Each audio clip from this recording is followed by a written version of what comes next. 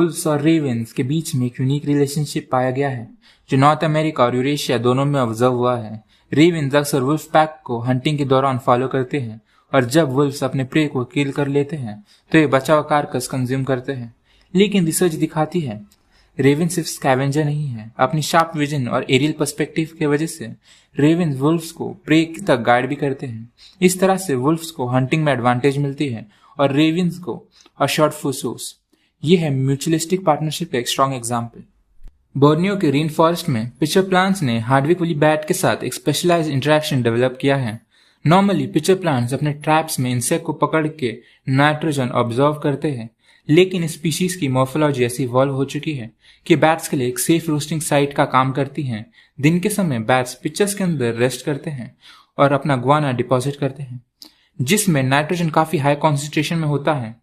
Research studies ने estimate किया है कि प्लांट के टोटल नाइट्रोजन रिक्वायरमेंट का लगभग 20 to 34% सिर्फ बैट के वेस्ट से फुलफिल हो जाता है। इस तरह प्लांट को एक रिलायबल फर्टिलाइजर सोर्स मिल जाता है और बैट्स को एक प्रेडेटर फ्री शेल्टर, जो इस रिलेशनशिप को एक क्लियर एग्जाम्पल बनाता है म्यूचुअलिज्म का। डेजर्ट इकोसिस्टम में कंगारू रैट्स अपनी सर्वाइवल के लिए गहरे खड्डे बनाते हैं जो उन्हें एक्सट्रीम गर्मी और प्रेडेटर से बचाता है। ये खड्डे बोरोइंग आउल्स के लिए रेडीमेड शेल्टर का काम करते हैं। इसमें आउल्स को नए खड्डे बनाने की एनर्जी स्पेंड नहीं करनी पड़ती। साथ ही आउल्स अपने नेस्टिंग एरिया को एग्रेसिवली डिफेंड करते हैं, जो इनडायरेक्टली कंगारू रैट्स को भी प्रोटेक्शन देता है। कुछ ऑब्जर्वेशंस ये भी दिखाती है कि आउल्स अपने खड्डों के आसपास एनिमल डंग रखते हैं, जिससे डंग बीटल्स अट्रैक्ट होती है और आउल्स को रेगुलर फूड सप्लाई मिलता है। सबसे कॉम्प्लेक्स एग्जाम्पल है स्लॉथ, एल्गे और मॉथ्स का।